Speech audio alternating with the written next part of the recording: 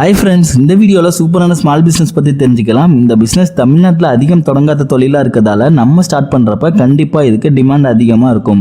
அது மட்டும் இல்லாமல் இந்த தொழிலில் அதிக லாபம் தரக்கூடிய பிஸ்னஸாகவும் இருக்குது. இந்த பிஸ்னஸ் ஸ்டார்ட் பண்ண நம்ம பெருசாக குவாலிஃபைடாக இருக்கணுன்ற அவசியம் இல்லை, எக்ஸ்பீரியன்ஸும் இருக்கணுன்ற அவசியமும் இல்லை. யார் வேணாலும் ஸ்டார்ட் பண்ணலாம். இந்த பிஸ்னஸ்க்கு ரா மெட்டீரியல் எங்கே வாங்கலாம், மிஷின் எங்கே வாங்கலாம், அப்புறம் அதோட ப்ராசஸ் யாருக்கு அதிகமாக யூஸ் ஆகும், அப்புறம் பிஸ்னஸோட ப்ராஃபிட் டீட்டெயில்ஸ்லாம் கிளியராக சொல்லியிருக்கோம்.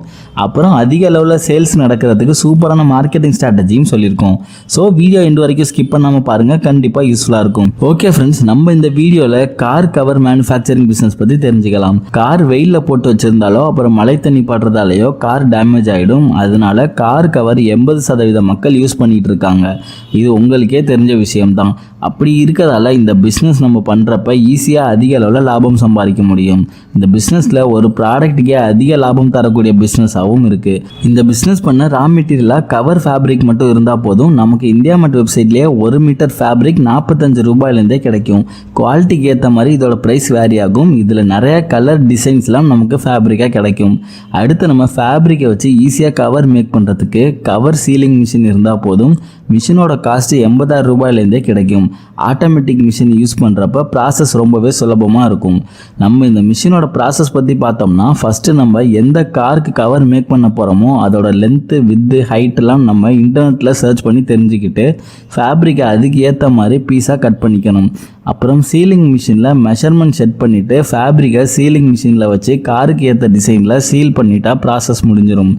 மிஷின் வாங்குற பிளேஸ்லேயே நமக்கு கவர் மேக் பண்ணுறதுக்கும் சொல்லி கொடுத்துருவாங்க. இந்த பிஸ்னஸோட ப்ராஃபிட் டீட்டெயில்ஸ் பார்த்தோம்னா, நம்ம ஃபேப்ரிக் 1 மீட்டர் 45 ரூபாய்க்கு வாங்குறோன்னு வச்சுக்கலாம். நார்மலாக 5 சீட்டட் கார் கவர் மேக் பண்ணுறதுக்கு 10 மீட்டர் அளவுக்கு ஃபேப்ரிக் தேவைப்படும்.